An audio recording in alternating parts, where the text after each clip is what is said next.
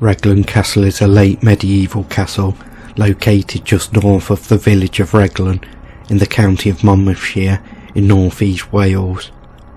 The castle was considered by contemporaries to be the equal of any other in England or Wales, and over the hundreds of years since its founding, Raglan has seen its fair share of suffering. It is then no surprise that it is reputedly haunted.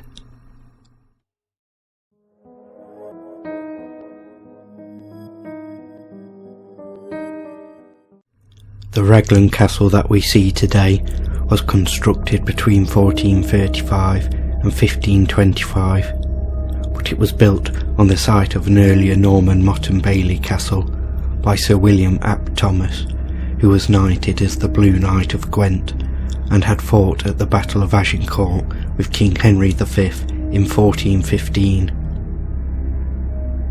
Sir William ap Thomas's love for the castle he founded brings his spirit back in visitation and has been seen roaming the ruins of the Great Tower. Visitors exploring the ruins of the Great Tower often get the sense of being watched or shadows moving from the corner of their eyes, but whenever they turn to look, there is nothing there.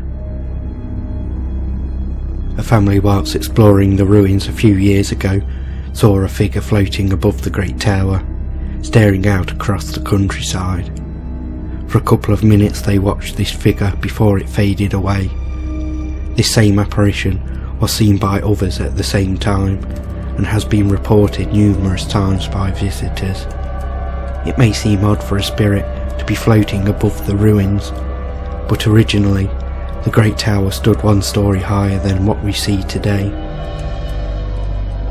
Another ghost regularly seen is that of a woman in Elizabethan dress.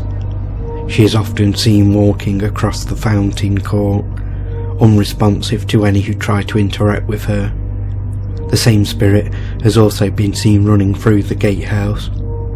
Who this ghost is not known for certain, but some have suggested that it is the spirit of Lady Blanche Arundel, the daughter of Edward Somerset, the 4th Earl of Worcester. Though why her spirit haunts Raglan Castle is not known. Visitors have also reported seeing a monk standing by the well in the pitchstone court. This apparition seemingly only appears towards the end of the day in the later quarter of the year. A volunteer going about their duty at the end of the day was checking the ruins to ensure that all visitors had vacated. They passed through the gatehouse into the pitchstone court and saw the ghostly monk circling the well. The volunteer called out that the castle was closed and approached to escort them out. As they got close, the monk stopped pacing and turned to look at the volunteer. It spoke in a language that the volunteer didn't understand, before dispersing like smoke in the wind.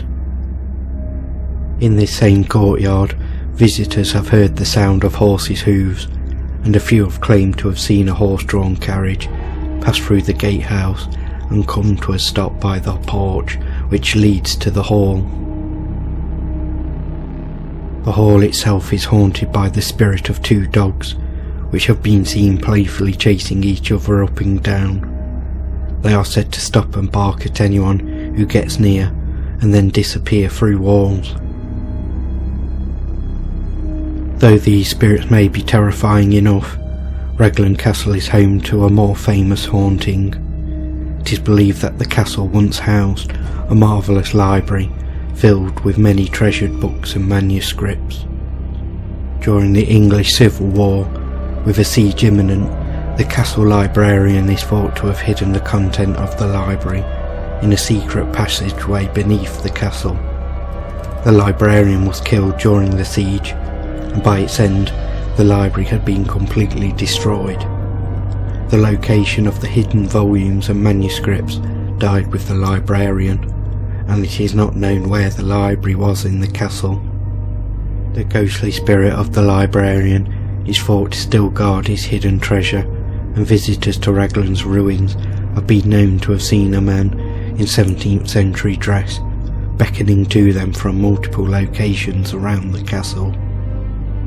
Most recently, A terrified couple ran out of the castle, telling of a strange-looking person who had been beckoning to them. They described this person as a tall grey shadow which formed the shape of a man and tried to communicate by pointing to his feet and then to the sky. Volunteers have also encountered this spirit, which they say mainly manifests in the office wing of the castle. Some have claimed that this spirit follows them around the castle and will spontaneously knock and throw small stones to get attention. A girl on a school trip in the summer of 2002 perhaps had the most terrifying encounter with this ghost. She was exploring with a group of friends when her friends decided to play a trick on her. They dashed off and hid, and as the girl went in search of them, she saw a man standing in the corner of the long gallery. She described this man as being tall, dressed in a white shirt, and had a grotesque appearance. For a moment the two stared across at each other.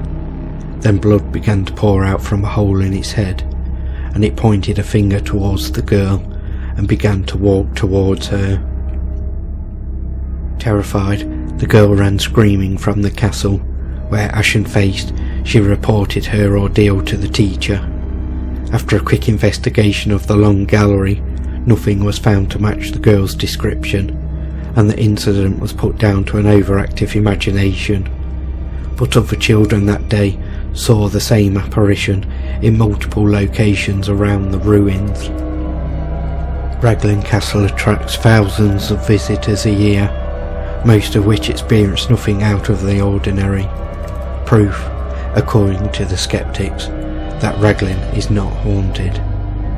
But the truth of the hauntings comes down to one question: do you believe?